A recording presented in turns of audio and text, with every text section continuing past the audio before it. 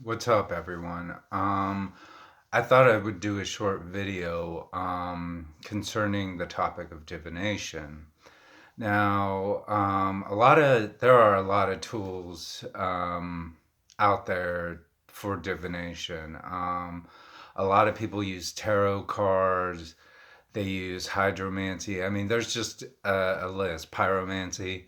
If you look at the seven forbidden forms of magic of the Renaissance era, you'll see that the list goes on, and divination has been used throughout human history. Even in East Asia, the I Ching, which is a form of divination, is considered the Bible of East Asia. So when you do a divination ritual for the I Ching, you are in essence looking in the Bible of East Asian culture and society and civilizations because it was built based on the I Ching. Now, for divination, I don't think it should be an end all to, or yeah, end all to be all, in which everything should be based on what predictions are made on uh, the tools of divination. What I think is, if you're a psychic medium, okay, and you are, I always say life paths 11s are psychic mediums. Even if they don't want it, or even if their skills are disrupted or anything, they will always have the ability to predict things to a certain extent or do anything within the spiritual realm. Now, with divination, it allows you should be able to read or assess a situation or person through through any means. If you're a psychic medium and you have the abilities to do anything on the spiritual plane, you should not be solely dependent on divination as a means to predict the future. What needs to happen with divination is that divination is meant to spot those elements that are not obvious to you. So, say for instance, you go and give a reading to somebody. You give them a great reading. They're like, "Oh, tell me something about their love life." I want to know if I'm going to marry this guy or I'm this girl. And you're like, "Well, it could work. I mean, according to all these calculations, you guys seem to be a great match for each other." But divination is there to assist in furthering seeing what could happen. Now, say the person asks, will I be with this person forever? And you're like, you can, it's a possibility, it will work out. But then when you lay down the cards or do a divinatory reading, you're actually seeing maybe not so positive things. Like, say, for instance, there's poverty in their future, that they're going to be poor, that there's going to be a lot of loss, that there's going to be some cheating and philandering in the relationship. But it's just a matter of being able to assess that, yes, although this person is for you, there are going to be negative things that will result in the relationship. And this happens with a lot of people who do divinatory work. I see them basing all their information on the cards, and that's just not right. Even in the I Ching gives you an assessment. They give you two assessments. The first, in the I Ching, it allows you to read and assess what their future is going to be. How is their future going to be affected in the present? Like, say, for instance, they are they're in this situation at work. And the I Ching allows you to open your eyes to the fact that, okay, maybe work isn't so great right now, but if you stick with it long enough, you're bound to see some progress and some good things to evolve out of this type of work. Eventually you'll become a boss of the company and such and such. But then what the I Ching does, it gives you a second prediction, because with the future, there's always a changing path in everything we do. Everything is not limited to one path. We all have various options that go out and various channels or different roads that we can take. So with the I Ching, it says that, all right, work is great. You're going to be this boss of the job. And then you get to the second part where you're changing fortune. Where is this fortune going to lead to further down the road? Um, it says you're going to be more stressed. You're going to lose your relationship with your husband or wife. You're going to become wealthy. You will get great recognition for your job. That's what the I Ching does. It basically tells you what is happening now, what you can expect in that time and in the near future, and then it says the original outcome of that future. The I Ching can be done 3 times. Like if you give one reading with the I Ching, you can give a second reading and then a third reading to give you further. You really don't want to go beyond that, because you're just it's kind of like at some point they're just giving you information. It's like if someone asks you the same question 3 times and you give them all the information you have, and then after they ask you the fourth or fifth time the same question, you're just kind of like, whatever, I'm just going to give you whatever answer you desire and that you want. That's how divination works. Sure, you can go to a psychic medium. I would never recommend going to a psychic medium that does purely tarot reading or purely divinatory work, because divinatory work is always second to what the medium can channel or know um, spiritually, or what they can predict beyond what they see in the present. So, for instance, like if you go to a psychic medium and they're like, you're gonna have to give me $50, and I'm gonna throw these cards down and give you a reading. That's not worth it. Anyone can do that. Even you can do it. Even the most basic person, basic bitch in the world can do that shit. You don't need a psychic medium to go and get a tarot card reading. You can get a tarot card reading on your own. Just buy a deck of tarot cards, study up on them, and then read them for yourself. Anyone can do that. I do that for myself all the time. I read my tarot card readings, or do tarot card readings for myself. And the tarot cards readings that I do online are for whoever it might resonate with at that moment in time. But what needs to happen is that if you go to a psychic medium and they start telling you stuff before you're even there, before you even ask your first question, and they start telling you stuff that really resonates with you, then you got a winner there. And then the divinatory tools come out secondary.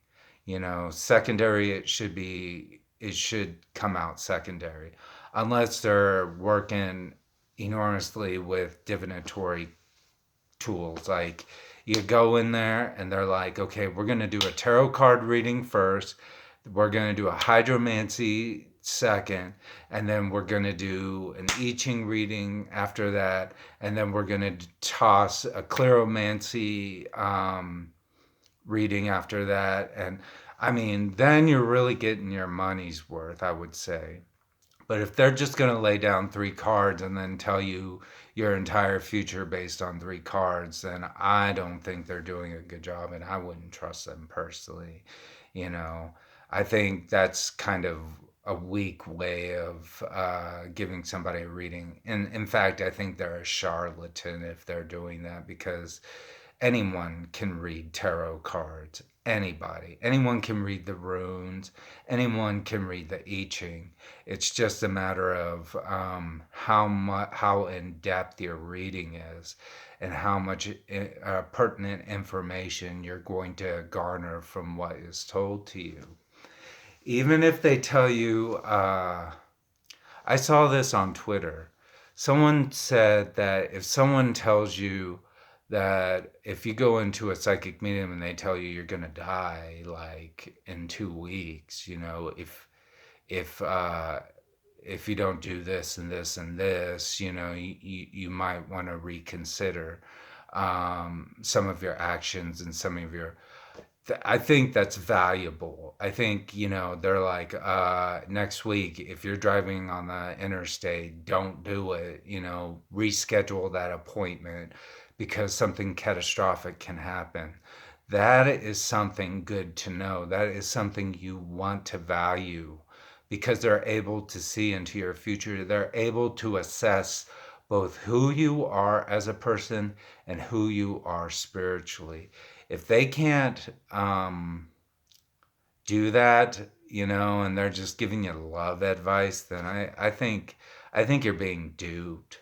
One good example I would like to use is I went to this psychic medium. I have a psychic medium friend. Her name is Cynthia Killian. She's well known in Kansas.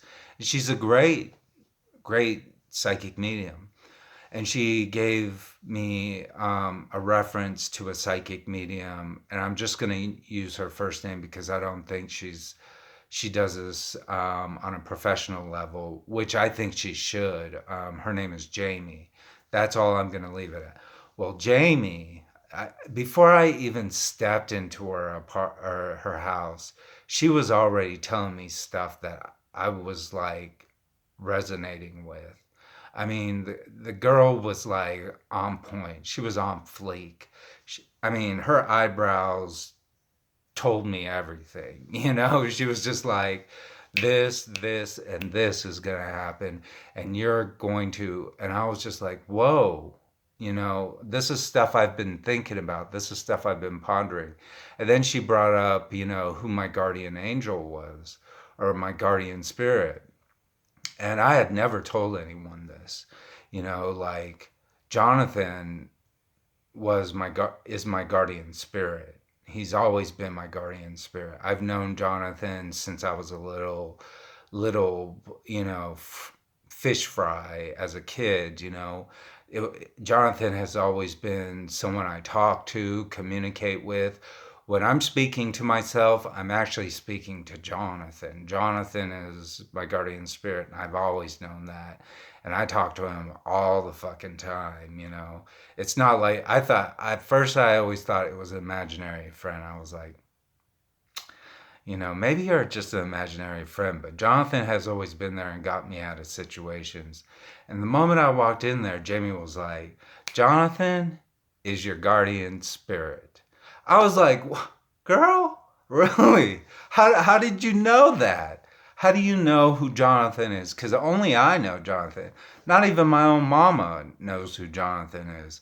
Not even no one in my family knew who Jonathan was. My family thinks I'm crazy when I'm speaking to Jonathan, when I'm speaking to myself. I'm speaking to Jonathan during those times. And she told me, Jonathan is your guardian spirit. And she gave a complete detail of what he looked like, who he was, what color he was. I was like, this girl is on fleek. She knows what she's talking about. She's on the ball. So, and she told me things like, don't move out of Salina, Kansas. Don't do it. She warned me. She's like, do not go out of Salina, Kansas. And the interesting thing is that I know that deep down inside, I know that I should never leave this town. But this town is destined for me. That I'm meant to live here. That I'm not supposed to move out of Salina. I know that deep down inside, but sometimes my emotions get to me and I'm like, ugh, wouldn't it be great to live in Colorado and to be able to smoke weed whenever I want to, and then to go skiing and go hiking and have a cat in my house and all this stuff. I think those things to myself all the time. So sometimes my emotions get the best of me, but deep down inside, when I have to look at the core of who I am and my purpose and reason for being somewhere, it is in Salina, Kansas. Because I know, although I do not like Salina, Kansas, I despise it to some degree. It is both, I feel like a stranger and at home here. Things like when I'm riding my bicycle and I run into somebody, it just, something tells me, this is your home, this is where you were meant to be, even though I know that, great, like I can't smoke weed here, you know, um, and I don't want to get in trouble, it's still my home. And it will always be my home for some reason or another. That even if I leave or go somewhere else, I will always end up back here at some point in time. And there's no point in leaving this place just to start a new life and then to come back again. And that is like something that happens to a lot of people in the town that I'm in, that will end up leaving Salina, Kansas, and then we'll come back because Salina just draws people. And Jamie was right. She was just like on point with that. I mean, this girl knows what she's doing. She's like, she didn't even charge me. She was like, I'm getting karma points for this motherfucker. you know it's like, I can read that you got tons of shit of good karma in your box, and I can pick whatever I want, and I will do that. And I allowed her because what she did was more valuable for me at that time and period than I thought. And it has affected me for many years. She knew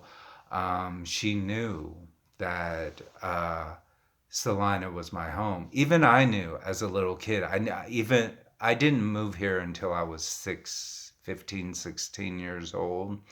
And I had visited Salina when I was in preschool, elementary. And we got off the bus to see a Pinocchio show, theater show at Marymount College. And as I stepped on to the college, I was looking straight up at a grotto of the Virgin Mary, and something said, "This is your home. You will be here for the rest of your life." And I I ended up here at 15 and 16, moved here with my family, and I really haven't moved out since then, except for two times, to go to school somewhere else, and that those were catastrophes. It was like a mess. I ended up in another city, and all hell broke loose, and I ended up back in Salina. And my family even moved. I mean, at 15 and 16, my family even moved to right next to Marymount College, about a block away from the college and the grotto itself. So, I was like a hop, skip, and a jump away from the grotto that had changed my life as a little child. So, what I'm saying is, if a psychic medium cannot read you, first and foremost, before you even sit down, before they even say one word to you, or before you even say one word to them, they should be able to tell you exactly what they are channeling and what they can do. This has happened to me several times. This isn't like the first time. I have had four psychics tell me my past life was a monk in Japan in like the medieval era. And I was like an assassin monk, and I was into beekeeping and all that stuff and music and stuff like that. I was just like, four different psychics who have never met each other, had no connection to each other, had told me that. And it wasn't until I went to Japan that I had my first spiritual experience. Like something spiritually told me that I had lived there in a past life. That everything that I was seeing, all these moments in time that I was capturing within me, were were were like memories, like distant memories, like just a distant home. So how did I end up in America in Salina, Kansas? I don't know. Fate fate has its ways. Not all psychics can read themselves in a mirror. Sometimes we're just better at reading other people. And that's how it is. So that is my spiel on divination within itself. Divination should never be a end or a be all to end all. It should be only secondary. It should give you glimpses into other paths and other areas of your life that can be affecting you before you even get there. So, all right, I'll talk to you guys later. Manji, you guys have a good night. Bye.